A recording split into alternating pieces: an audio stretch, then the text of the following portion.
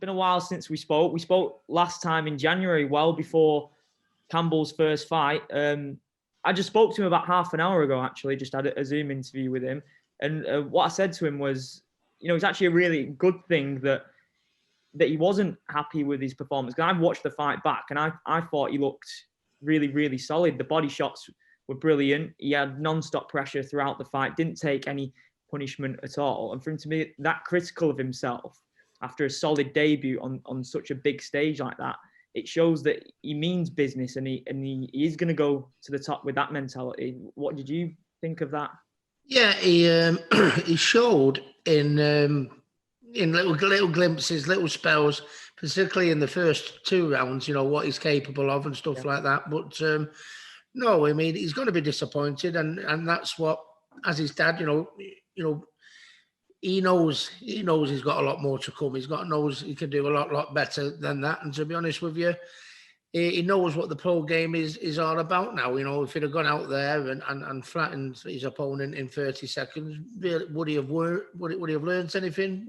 Probably no. And he'd probably, and I think you need, I mean, it wasn't the result was never in jeopardy, was it? Do you know what I mean? He showed in spells like he was good. He just tried too hard. And when you think about it, I've never known anyone have a build-up as big as that. He had a brilliant documentary midweek to him. He was on Good Morning Britain, in the morning of the fight. And, you've got to realise he's only had a handful of amateur fights. He's only 20 years of age. He's never had a microphone shoved under his chin. Do you know what I mean? It just showed. But the main thing is I'm not concerned. I mean, I know what he's capable of. I know what he's got. I think the build-up was absolutely massive, which I'm delighted about. I wanted a big build-up in that, and I think if he's ambitious and wants to get to the top, which I know he does, that's what he wants. Let's get used. Let him get used to it.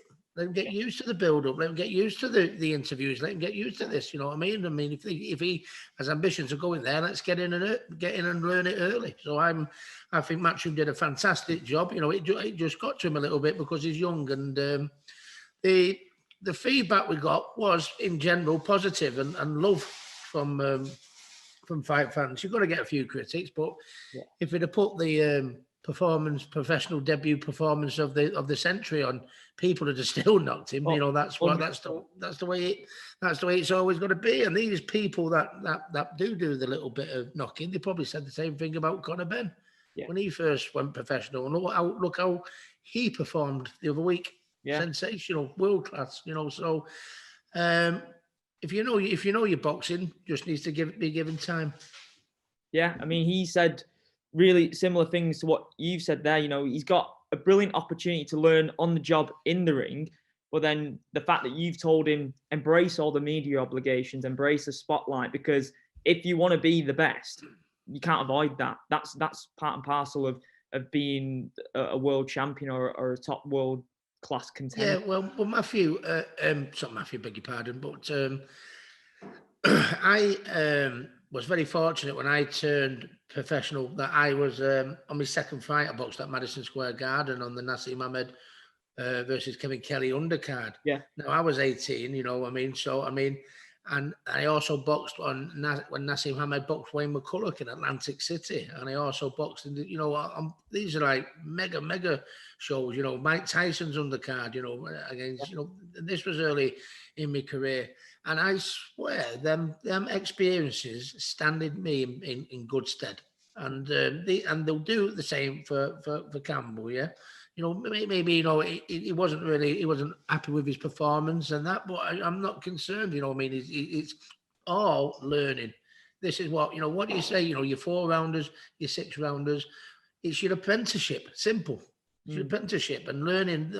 How to deal with the press, how to deal with the pressure, how to deal with a ring entrance. He's never had a ring entrance before, and he's like that. And you've got to bear in mind for somebody to the pressure that he had from the media aspect that week with just a handful of amateur fights. I think it went as well as it could, and I'm not concerned because I know what eventually he's going to show given time.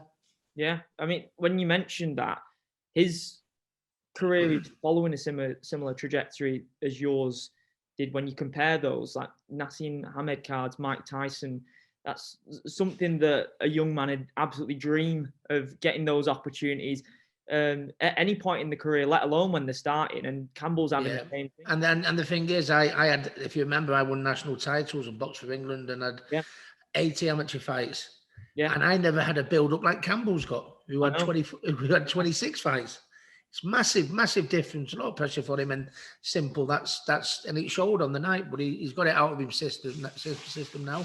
And as the fights progress, he's fighting regular. Matchroom have got him out very quick again. You know, to keep that confidence up, keep improving. Different styles will be fighting on a regular basis. You know, we're in a good form, and it's not where you start, it's where you finish in this game. He's got a lot of boxing ahead of him. Yeah.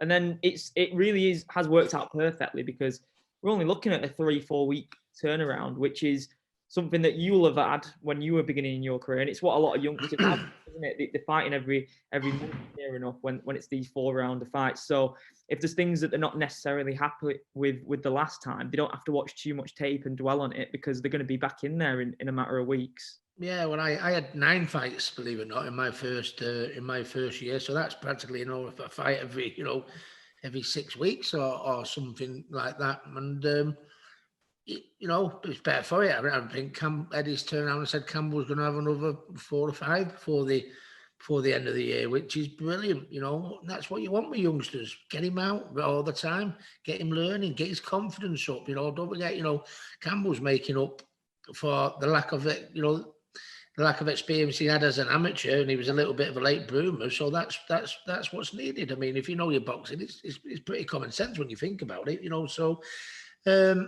Yeah, he's gone back to the gym with Matthew. He's worked on things, you know, he's shown a little bit more patience, you know, and he's,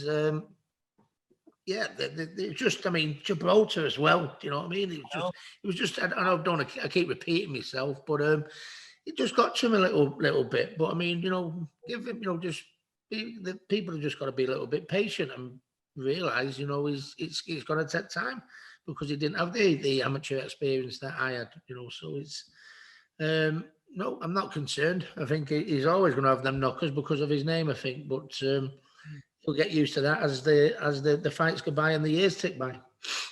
So just for yourself, Ricky, because everyone's asked Campbell timeless times now since that fight, what that experience was like being in there. But what was it like for you in terms of how you envisioned it being as an emotional roller coaster? Because it's something that you've ever experienced throughout your career, and obviously when you've had similar experiences when you watch Matthew, because you've not been able to be in control of those situations. But for your own son, it must be absolutely crazy for you. Yeah, it wasn't nice. I mean, I was nervous in the changing room, but I mean, even though I'm not his trainer, I am his manager, and you know, I'm there to pass advice along the way, you know, and stuff like that. So, you know, Campbell needs to see positivity from me as his dad, you know, and his manager, positivity and confidence and like that, you know. But I mean, if I'm nervous and it shows on my face, I mean, my ass is ready to fall out type thing. It doesn't pass on a positive vibe to my son when he gets in there. So I've, you know, even though, you know, I am a dad and I'm a manager, I'm not a trainer, I still feel I've got a job to do it's got to be positive all the way. And before the fight, I was very, very nervous in the changing room, you know, as you'd imagine any father to be. But what made me feel a lot ease was how he was warming up on the pads. You know, his punches were nice and sharp, dead crisp, solid.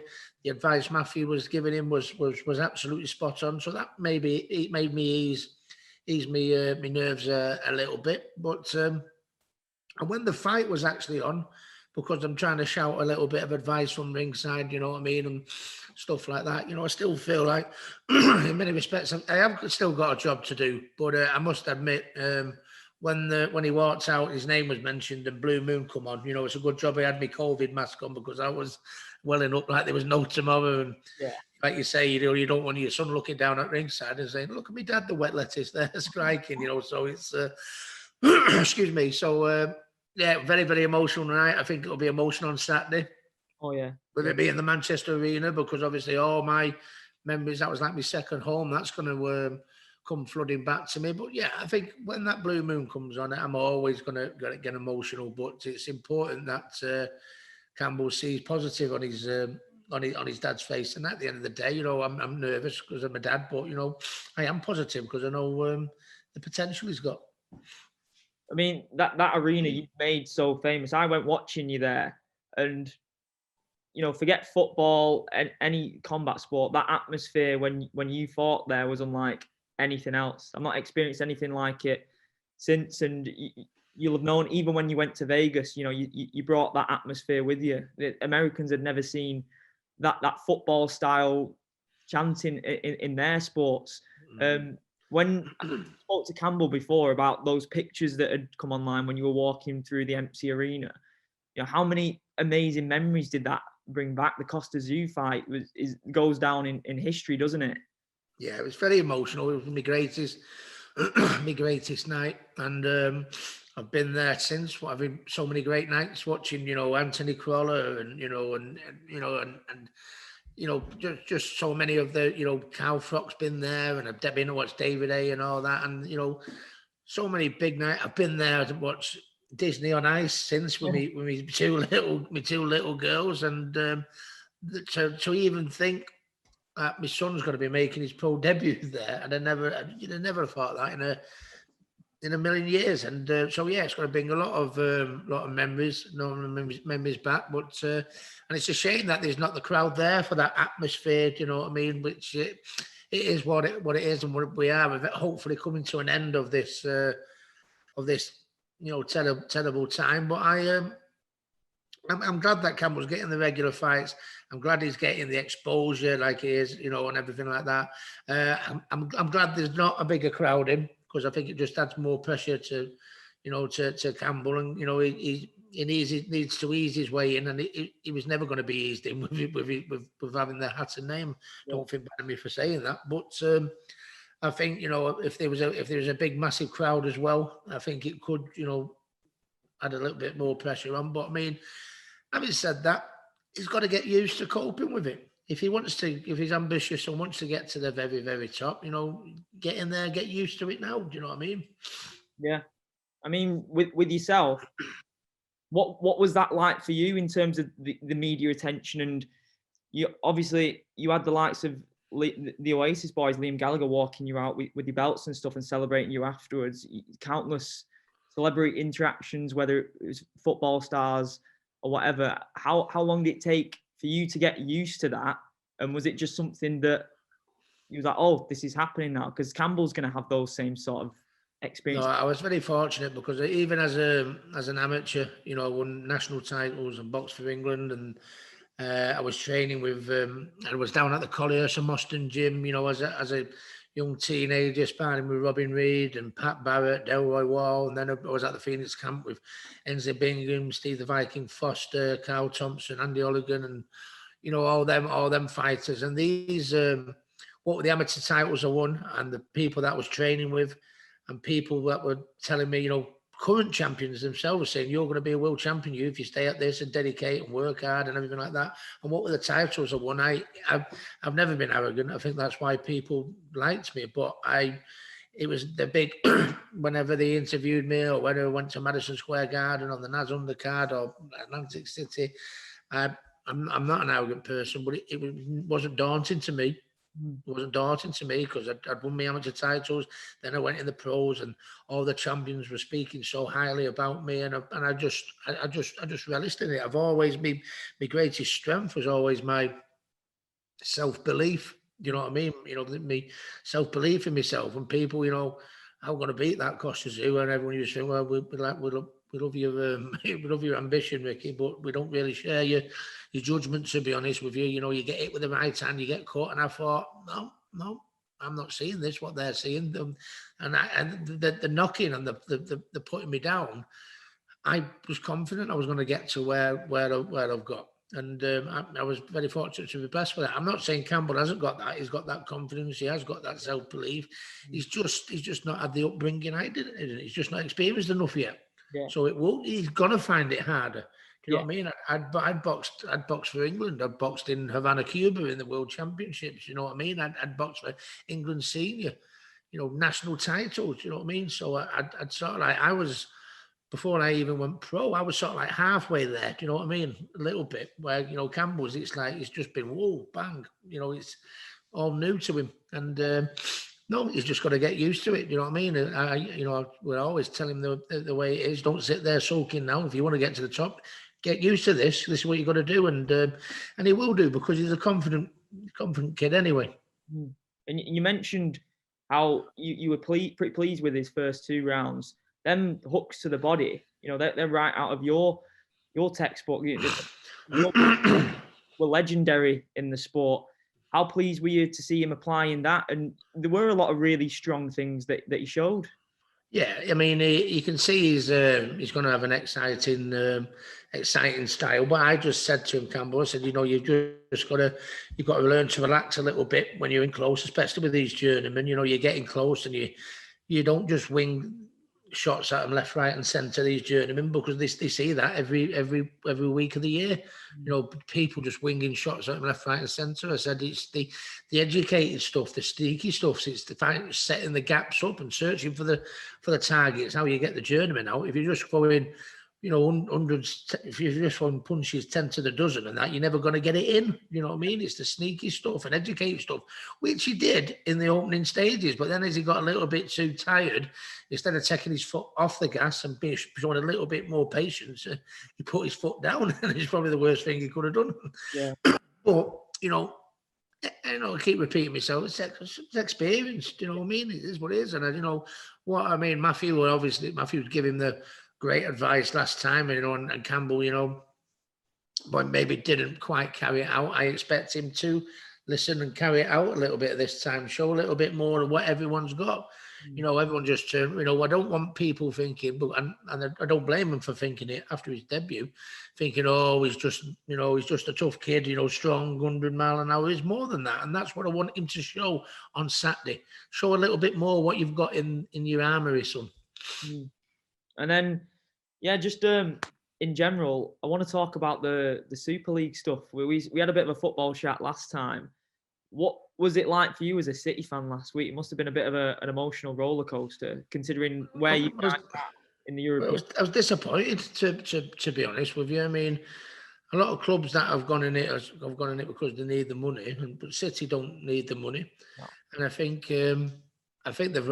City's made a wrong error of judgment there. But I mean, I think it's the first mistake they've made since they've come to Manchester, to be honest with you. I mean, there's a lot been made of how much money Manchester City have spent on players and that, but they've also spent a lot on, the ladies' game. You know what I mean? They've spent a lot on the community, and what they've done in and around the ground. It's not a football ground. It's a town that, it's they've invested into Manchester, around that area, around the ground and everything like that. So, I mean, it's been flawless what they've done. They've not just gone and bought the best players. They've gone above and beyond that as well and done other things. So, I mean, I've been very, very, proud of, of what they've done. I mean, it's like a little town. There's colleges and there's fitness centres and there's this and there's that. It's unbelievable. And but I don't know. I don't know. I'm just a little bit. I think all fans are a little bit disappointed to see the club go for that, because obviously they've gone for the big book, and that's something I think we don't need. So but it must be heartbreaking for all the other clubs, to be honest with you. You know what I mean? At the end of the day, the love of the pound become more than the love of the game. Yeah. More important. The love of the pound has become more important than the fans. You know what I mean? This is our national game. You know what I mean? And what sort of like things to say? If you got the 6 clubs going into this Super League, what happens to the rest of the clubs that left behind? There's not been a single thought for them. You know what I mean? So it has been a little bit disappointing, and I think the minute it was announced, I thought, oh my God, the fans are gonna, there's gonna be a backlash. Going to be a backlash here, and there was. And I just wish someone at City are going to say, we can't do this. The fans won't be happy with this, and maybe, but it didn't. But I think everyone's been disappointed, and you never know. Hopefully, we've seen the end of it, but I don't think we will. I think they'll be thinking next year or in a couple of years, it will be chucked in again, I think. Really? Because money, it rules, doesn't it? Well, it's come at a time where the sport needs the money now more than ever. So I think they've just tried to capitalise on that. But the fans have, we've all been out without football. You yourself, you probably can't wait to get back to the Etihad, and to do that, to try and capitalise on the need for money rather than giving the fans back the sport that they want, because it takes away the competition element of it. It's like if you're having the best playing the best all the time, there's no underdog. There's no underdog. I thought it was like, was it 3 point? From a business point of view, each club would get 3.2 billion, was it, or something like that. So listen, I get it, but sometimes something's got to come before the pound, and it's the history of the English league and the English game. It's what it means to the fans, and to do it when the fans have been starved of a bit of football. What we're going to do one week at City and then go to Italy, then another week at City, then go to Spain, and then we love going watching the game. Whether you're a City fan, United fan, Liverpool fan, that's what being a football fan is all about. Yeah. And it was nearly taken away from us, but I think it'll raise its head again further down the line. I do. Hopefully not. But you might hopefully not, and we'll make a stand against it again. What do you reckon about the PSG game? Do you reckon you've got a good shot at getting into the final? We've got a great chance. You know what I mean? It's PSG are a great team. But if City turn up and play like they can play, they can win comfortable. To be honest, when City's on bang on form, you know what I mean? They look absolutely breathtaking. But I mean, in recent games, like the Leeds, like the Manchester derby, the Leeds game, the Chelsea game, which was a shocker for us, we weren't even in it. It just shows you one performance like that, and the dream goes away again. Yeah. But listen, it's semi-final. To be honest with you, City have wanted this so bad, because it's the only thing that they haven't won since we started coming to picking up trophies again. So it means so much to the players. I think the players will be up for it. Pep's had success in this. I honestly think this will be our year. I do think so. But massive game Wednesday, first leg, 2 legs, massive game. But listen, you've seen, you can't turn around when City have been absolutely bang on top form. How can you say they're not the best on that on some of the performances? Best team in the world by a mile when they perform like that. I agree. But if they turn up at like Chelsea or the Leeds or the United game when we play in the derby, obviously you get beat. But if our best, I think our best is better than PSG's best. Yeah, no, I agree with you, mate. And I think if we show it on Wednesday, we win. Yeah, I'm rooting for you. Last time we spoke, we had a bit of a chat about the whole Anthony Joshua Tyson Fury situation. Bit more of a clearer view from back in January, but still nothing finalised. Do you think that we are closer, and are you encouraged by what's been said in the media from all parties? Well, yeah, from my knowledge is that they've agreed to do 2 fights, right? But no personal venue, no. So I mean, how much is agreed? Exactly. It's nothing until you agree a person and a venue, or you agree a split. And how can you say it's a done deal? And that's where. That's what I've heard from good source. But Bob Arum did an interview the other week, and he said, when I don't get carried away until everything's in place and the money's in place, I think he said something like that, I don't pack my bags till the money's in place. He said, well, I'm starting packing my bags now because I think we've sorted everything. So that's a real positive thing. I don't think it will be, to my knowledge, I don't think it will be in England. Right. With a crowd. but at least it's going to happen. I mean, if it had been a fight that didn't happen, I think it'd been a tragedy for our sport. I mean, it's probably the biggest fight in British boxing history, and there has been some big ones, but this is by far the biggest. And it's a shame we can't have it in England, but I mean, we are where we all are, aren't we? At least it's happening. It's happening, and I believe it's going to happen, and it's going to be British boxing's biggest ever night, I think. Would if it doesn't happen in England, would the fan in you want? Because I've seen that Saudi Arabia again could be a possible venue for it. Yeah. Talking about a few thousand fans, would you try and make your way over to it, just even as a fan, or maybe? Absolutely, yeah. I mean, it's like I just said there, it's probably what goes as one of the biggest fights in British boxing history, and you want to be as fight fans, which what we all are. I know I was a world champion, but I'm still a British fight fan. I always was. I always will. I always will be a British fight fan. And it's one of them iconic nights where you think I want to be able to say I was there. I went there. How many people in Manchester turn around and say, well, Ricky fought the best pound for pound fighter in the world, and I want to say I was there. Or when they come to Vegas to watch me against Mayweather, if Ricky beats Mayweather, I could always say I was the one that was there when he beat him. I didn't, obviously, but I mean that's as fight fans, that's the way you look at it, don't you? Yeah, you want to be massive fights. You want to be able to say I was there.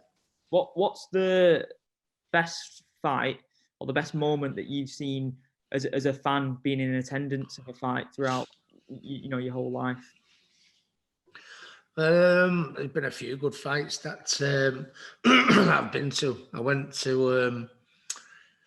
watched Shane Erie versus Andy Holligan in the tent in Liverpool in the park. That was brilliant. I mean, when you probably think there were probably bigger named fights, like your Barrera and Morales and Castillo, Corrales and all them ones. But I mean, for like a domestic and for two Liverpoolians to be fighting in Liverpool and that in a tent, it was just some atmosphere. But I've been fortunate to be at fights such as that. I've been at fights all over the world as a fan, but I think the atmosphere when I fought Costa for one of our own, a Mancunian in Manchester, fighting the best man in the weight division, and I think number 2 ranked pound for pound fighter. And they said if I had done it, it'd have got down as one of the best wins in a British boxing ring, So, and fighters like Costa don't come to England too often, but we had one of our own fighting him, and I could feel the atmosphere in the ring because there's always a great atmosphere when the MEN's full, but because it was one of their own, there was like a nervousness, excitement, tension. You know what I mean? And I'm feel very, very proud when Mancunians come up to me and say nothing will beat the atmosphere that night. And I was in the ring, so no one felt it more than me, I guess. Yeah. And I mentioned before, you've had many big names showing the support for you throughout your whole career, which must be massively humbling. And it's a credit to you as a person. Like you said, people were attracted to your personality and fighting style above everything. Is there maybe a handful, maybe a few people that you've come across in your life and you've thought, wow, this person's actually a fan of me and I've reached them, and this is someone that Yeah, a little bit. I could never get him. I mean, Roberto Duran. I met Roberto on a number of occasions now. When I went to the WBA convention in Panama, Panama City, he picked me up at the airport. He picked me up at the airport. Oh, Ricky, how you doing? He has a bar in Panama. He has a bar and a restaurant. Picture of me behind the bar with Roberto. Yeah. Took me to his bar for dinner and a few drinks. Then he dropped me off home. But I don't know who your hero is. But mine was Roberto Duran. And if imagine your hero picking you up at the airport, not curbside. He was off the when I come off the plane, when I actually come out the gate, he was there waiting for me. Meet me here, Roberto Duran. And I thought, I don't get much better than that. And when another one was when Muhammad Ali come and opened my health and fitness gym in Hyde. They asked me would I do my stand up at Old Trafford because he was doing a dinner there. and he said Mohammed would like to do something in order to show you his appreciation for you speaking at the dinner. Wow. Would you like him to open your gym? Mohammed would like to do something to show his appreciation to you, Ricky. Wow. It's fairy tale tackle. You know what I mean? It's my hero picking me up at the airport, the greatest of all time. Muhammad Ali wants to, do that for me, because I'm speaking in front of him. You know what I mean? Yeah, I can go on. I can go on. There's so many great people I've met through the game. Yeah, been brilliant. Good, happy times.